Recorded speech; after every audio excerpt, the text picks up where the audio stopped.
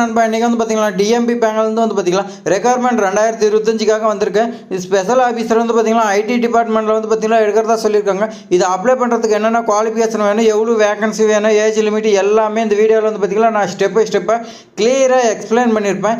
நீங்கள் வந்து பார்த்தீங்கன்னா இந்த வீடியோ வந்து பார்த்தீங்கன்னா மிஸ் பண்ணாமல் ஃபுல்லாக பாருங்கள். அப்போ தான் வந்து பார்த்தீங்கன்னா இந்த ஜாப்பில் வந்து பார்த்தீங்கன்னா நீங்கள் கண்டிப்பாக வாங்குவீங்க. அதே மாதிரி பார்த்தீங்கன்னா நம்ம சேனலில் வந்து பார்த்தீங்கன்னா பயனுள்ளதாக இருந்தால் சப்ஸ்கிரைப் பண்ணிட்டு பாருங்கள். வாங்க வீடியோக்குள்ளே போகலாம். ஐடி டிபார்ட்மெண்ட்டில் என்னென்ன டைப் ஆஃப் வேகன்சி இருக்குதுன்னு நம்ம பார்க்கலாம். அதுக்கு முன்னாடி வந்து பார்த்தீங்கன்னா இந்த டிஎம்பி பேங்கில் வந்து பார்த்தீங்கன்னா உங்களுக்கு போஸ்டிங் எங்கன்னு பார்த்தீங்கன்னா சென்னைன்னு சொல்லியிருக்காங்க. இது பார்த்தீங்கன்னா நம்ம ஹைலைட்டாக இருக்குது. இதுதான் இந்த வீடியோலேயே வந்து பார்த்தீங்கன்னா highlight. IT infrastructure executive post இருக்குது, ஐடி டெக்னிக்கல் எக்ஸிக்யூட்டிவ் போஸ்ட் இருக்குது, சாஃப்ட்வேர் டெவலப்பர் M1 M2ன்னு சொல்லி கொடுத்துருக்காங்க, சிஸ்டம் அட்மினிஸ்ட்ரேட்டர், அதே மாதிரி பார்த்திங்கன்னா CBS support engineer, data scientist இருக்குது.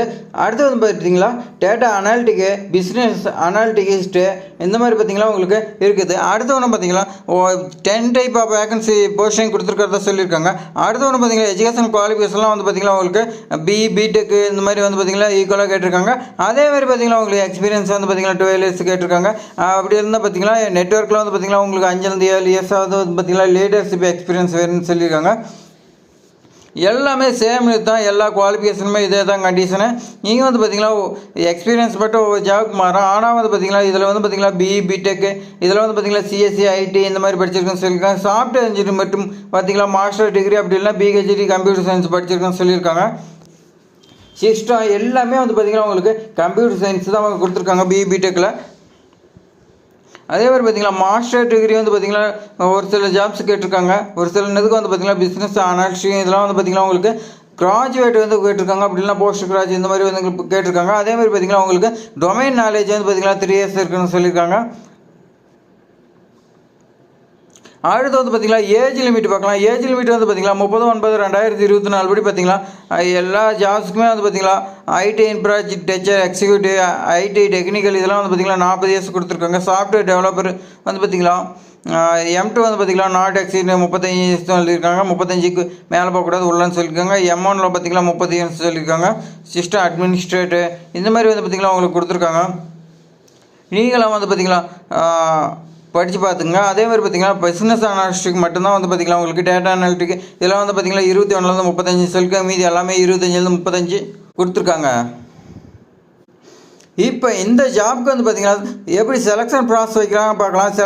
செலெக்ஷன் ப்ராசஸ் வந்து பார்த்திங்கன்னா உங்களுக்கு ஷார்ட் லிஸ்ட் பண்ணுறாங்க. ஷார்ட் லிஸ்ட் பண்ணி வந்து பார்த்திங்கன்னா உங்களுக்கு இன்டர்வியூ வைக்கிறதா சொல்லியிருக்காங்க. அதே மாதிரி பார்த்திங்கன்னா வேறு ஜாப்ஸ் எல்லாமே வந்து பார்த்திங்கன்னா அப்ளிகேஷன் ஃபீஸ் எல்லாமே இருக்கும். அப்ளை பண்ணுறதுக்கு 500 1000 அந்த மாதிரி இருக்கும். ஆனால் வந்து பார்த்திங்கன்னா இந்த ஜாப்பில் வந்து பார்த்திங்கன்னா உங்களுக்கு எக்ஸாம் ஃபீஸே கிடையாது. எக்ஸாம் ஃபீஸு அப்ளிகேஷன் ஃபீஸ் எல்லாமே கிடையாது. அதே மாதிரி பார்த்திங்கன்னா உங்களுக்கு எக்ஸாமே கிடையாதுன்னு சொல்லியிருக்காங்க. இதெல்லாம் டேரெக்டாக உங்களுக்கு ஷார்ட் லிஸ்ட் பண்ணுறாங்க. உங்களுடைய மார்க்கு, உங்களுடைய எக்ஸ்பீரியன்ஸ் சர்டிஃபிகேட் இதெல்லாம் வச்சு பார்த்திங்கன்னா ஷார்ட் லிஸ்ட் பண்ணி அதுக்கு வந்து பார்த்திங்கன்னா இன்டர்வியூக்கு உங்களுக்கு கால் லெட்டர் கொடுப்பாங்க. இந்த ஜாப்க்கு எப்படி அப்ளை பண்ணலான்னு பார்த்தீங்கன்னா உங்களுக்கு ஃபஸ்ட்டு பார்த்தீங்கன்னா நீங்கள் நோட்டிஃபிகேஷனை ஃபுல்லாக ரீட் பண்ணுங்கள். நான் டிஸ்கிரிப்ஷனில் கொடுக்குறேன்.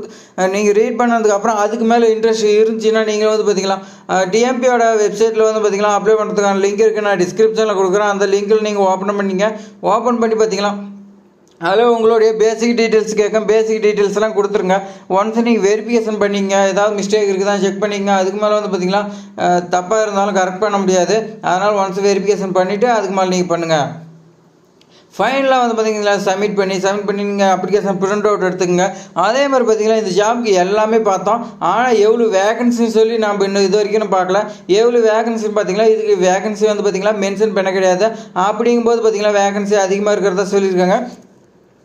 இது போஸ்டிங் வந்து பார்த்திங்கன்னா சென்னைன்னு சொல்லியிருக்காங்க. சென்னையில் வந்து பார்த்திங்கன்னா உங்களுக்கு போஸ்டிங் இருக்கும். அதே மாதிரி பார்த்திங்கன்னா ஒரு சில ஜாப்ஸ் எல்லாமே வந்து பார்த்திங்கன்னா தமிழ்நாடு ஃபுல்லாக கூட இருக்கலாம். அதனால் வந்து பார்த்திங்கன்னா நீங்கள் இது நிறைய ஜாப்ஸ் இருக்கிறதுனால நீங்கள் அப்ளை பண்ணுங்க, கண்டிப்பாக உங்களுக்கு கிடைக்கும். இதுக்கு டேட்டு கொடுத்துருக்காங்க. ஸ்டார்டிங் டேட் பார்த்திங்கன்னா 1/1/2025, லாஸ்ட் டேட் வந்து பார்த்திங்கன்னா 15/1/2025 சொல்லியிருக்காங்க.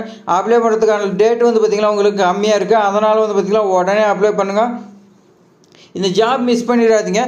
மிஸ் பண்ணிட்டீங்களா இது மாதிரி இனி வந்து பார்த்திங்கன்னா ஜாப் வருமா வராதா தெரியாது. அதனால் வந்து பார்த்திங்கன்னா நீங்கள் உடனே இதுக்கு அப்ளை பண்ணி ஜாப் வாங்கிருங்க. அப்படி நீங்கள் ஜாப் வாங்கிட்டீங்களா கமெண்ட்டில் சொல்லுங்கள். அப்போ தான் வந்து பார்த்திங்கன்னா இன்னுங்கிற சப்ஸ்கிரைபருக்கு வந்து பார்த்திங்கன்னா மோட்டிவேட்டாக இருக்கும். இது மாதிரி பயனுள்ள தகவல் வந்து பார்த்திங்கன்னா நம்ம சேனல் தொடர்ந்து வந்துட்டு இருக்குது.